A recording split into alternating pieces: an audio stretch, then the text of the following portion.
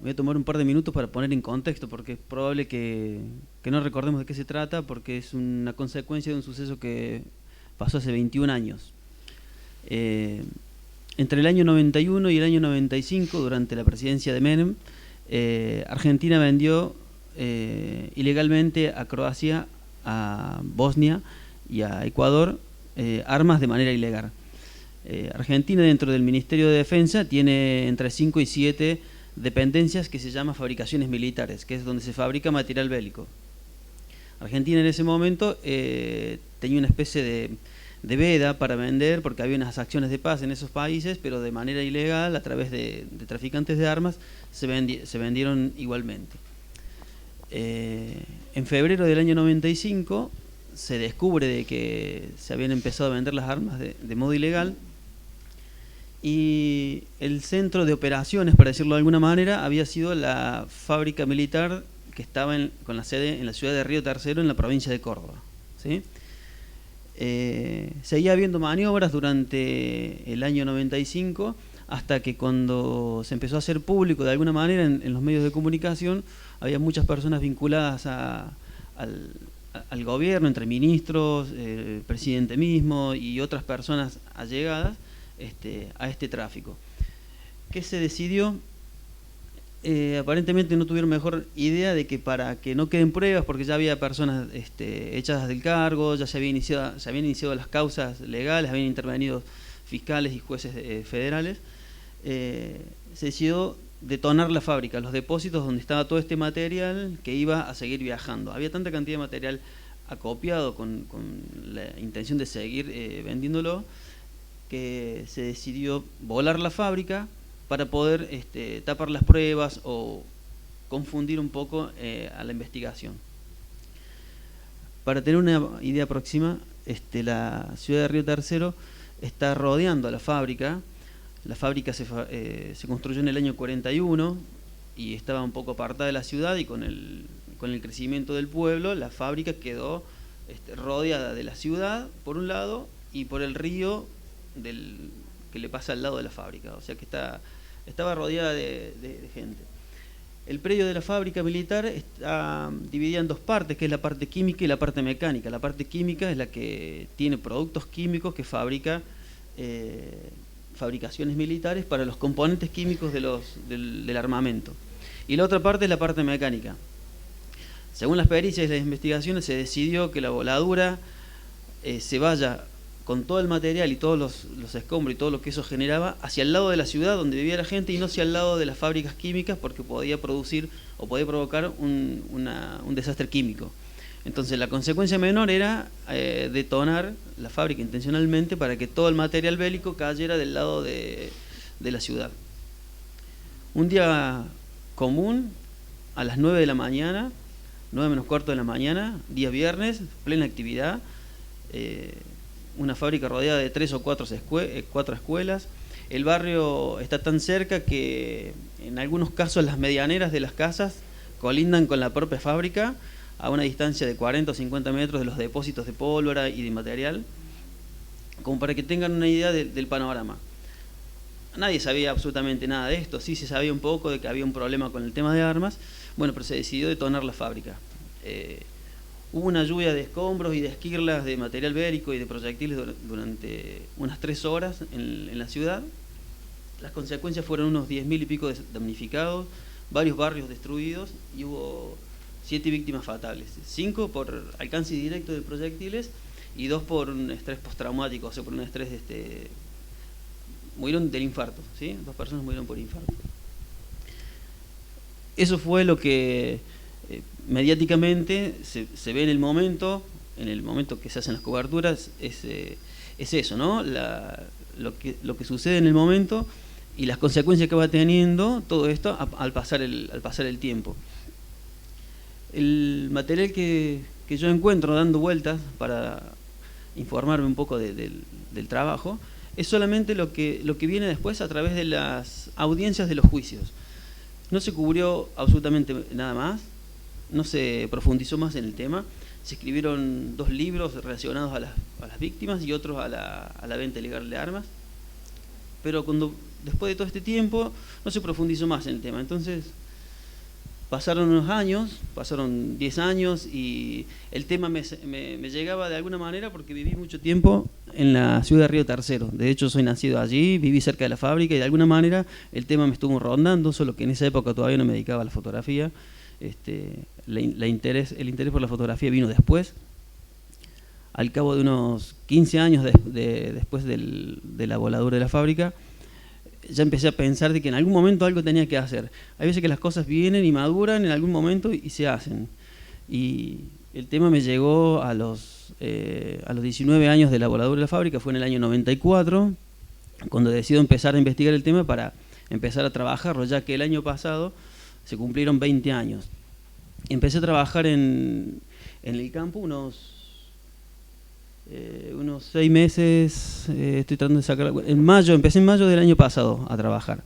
Y estuve varios meses tratando de encontrar información. Lo que hago es armar una planificación y ver qué me voy a encontrar después de 20 años con algo que sucedió durante un día, tuvo sus consecuencias en los meses subsiguientes, pero después no ocurrió absolutamente más nada. Bueno, la verdad que me sorprendí bastante porque... como no había nada, dije, algo tengo que encontrar y voy a ver qué hay. Entonces armé la planificación de las víctimas fatales, los nombres, leí un poco acerca de ellos, el barrio circundante. Fui trazando como ejes de todo lo que implicaba ese evento, ese suceso.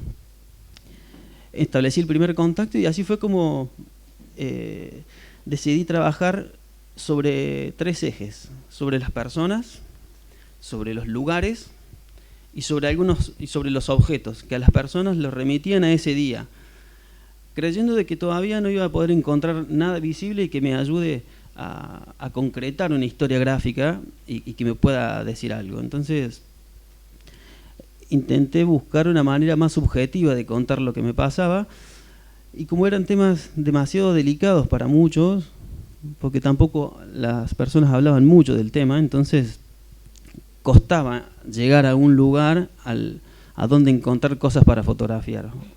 Y la verdad que me llevó bastante tiempo, creyendo de que en mayo del año pasado, cuando arranqué a hacer el trabajo de campo, ya iba con la cámara encima, ya abordando a las personas, pero no hice una foto durante 2 meses más o menos. Me llevó mucho tiempo llevar el trabajo de vinculación con las personas, de llevar la empatía, de saber de que el trabajo que iba a hacer iba a ser un poco para mí, que yo no estaba seguro si iba a poder devolver algo, pero me parecía que algo había que contar. Fui bastante oído durante esos meses hasta que las cosas empezaron a salir solas. Yo creía que ya no llegaba para el aniversario de estos 20 años, que son los 3 de noviembre de cada año. Llegó julio, agosto y yo estaba con nada. Tenía mucho escrito, mucho escuchado, pero no tenía absolutamente nada. Y de pronto empezaron a salir cosas. Por ejemplo, empecé a recibir mensajes. Tengo algunas cosas, Eva, que te pueden interesar. Podés venir a verlas. Yo vivo a unos 140 kilómetros ahora de la ciudad, por lo que no me queda muy a mano, entonces trato de armar un plan de trabajo, ¿no? Digo, bueno, voy a viajar a Río Tercero, donde está todo lo que necesito, y me voy comunicando con varios, ¿no? Muy sutilmente para tener una aproximación. Y hay veces que llegaba con la idea dijo, bueno, me quedo un fin de semana, 4 o 5 días, a ver qué sale. A veces no salía nada, me volvía sin nada, y hay veces que iba por un día y me tenía que quedar 2 o 3 más porque las cosas fueron saliendo solas. Era un proceso que no lo tenía que hacer yo, sino que lo tenían que hacer ellos, o sea, cada una de las personas a las que abordé. Y bueno, surgieron cosas como esta.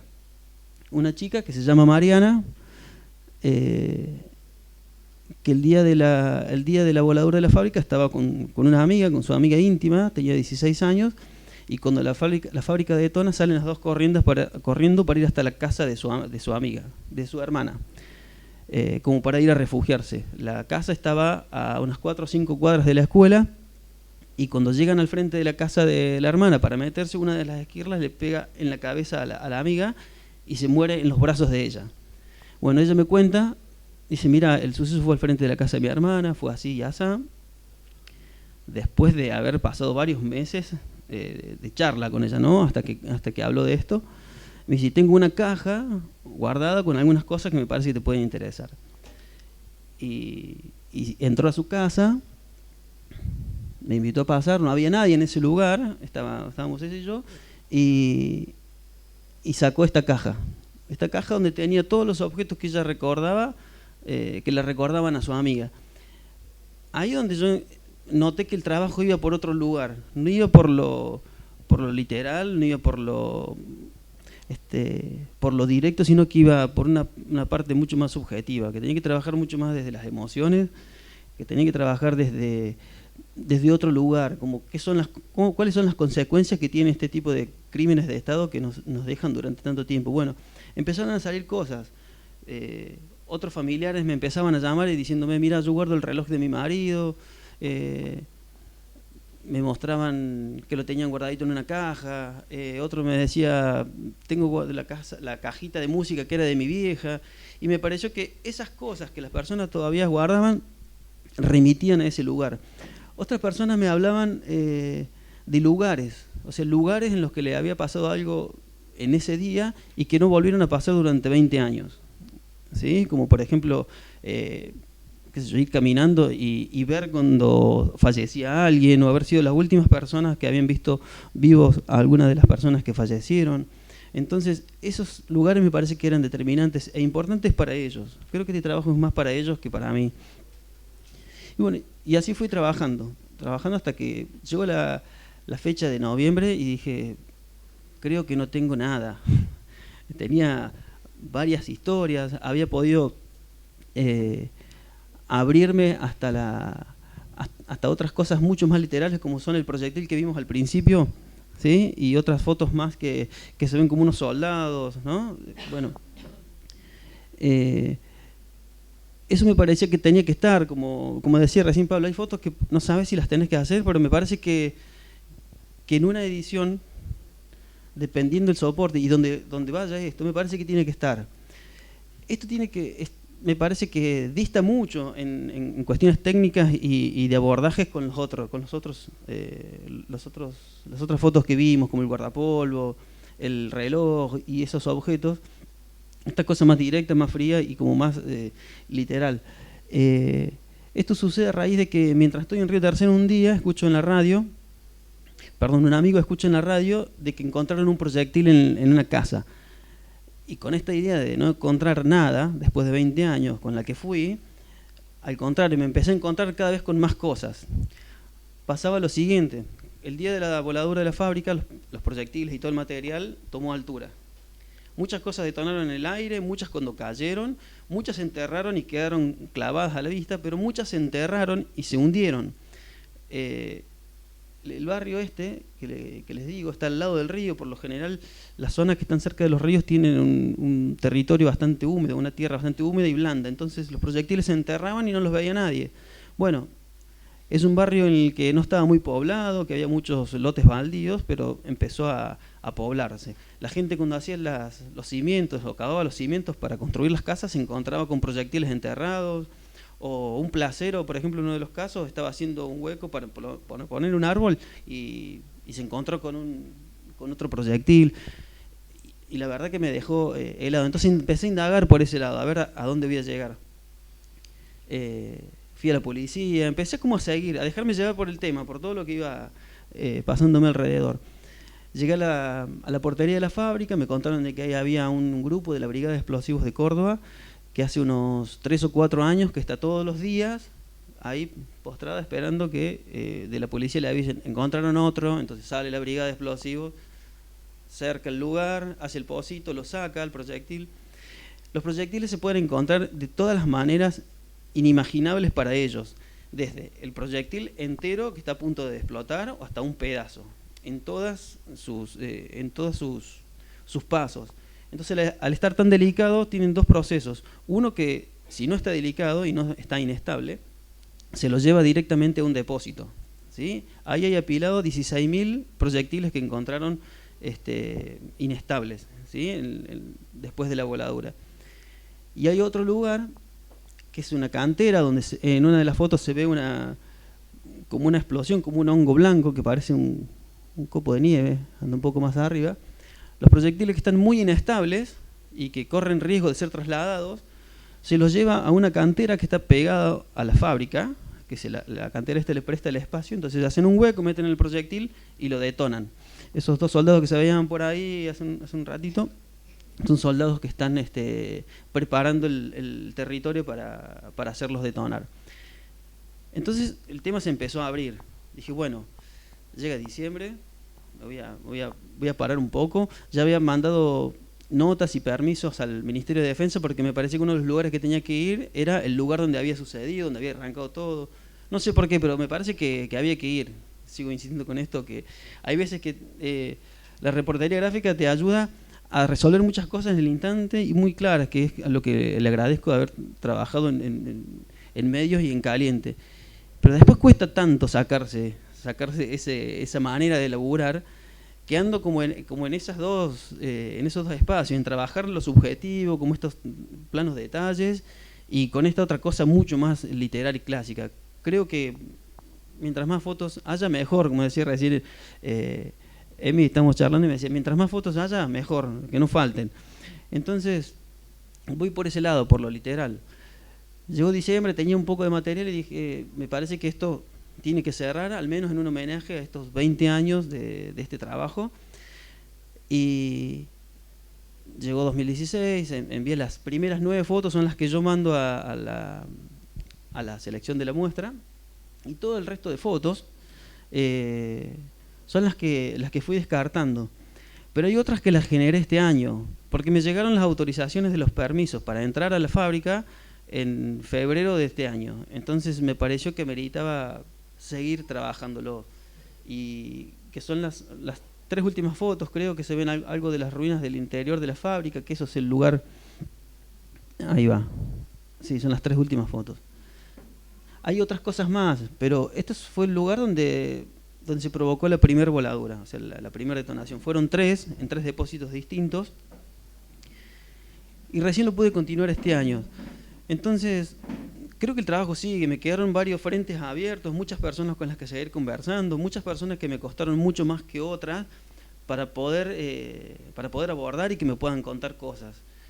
Entonces, me parece que la historia sigue. Yo creo que las historias cada uno las termina cuando siente que las puede terminar, y eso no significa que eso se acabe allí. Me parece que la vida sigue y las cosas le siguen pasando a estas personas, y que nosotros podamos rescatar algo de eso para rendirle homenaje, para que no nos olvidemos y para que tengamos un poco de memoria es suficiente.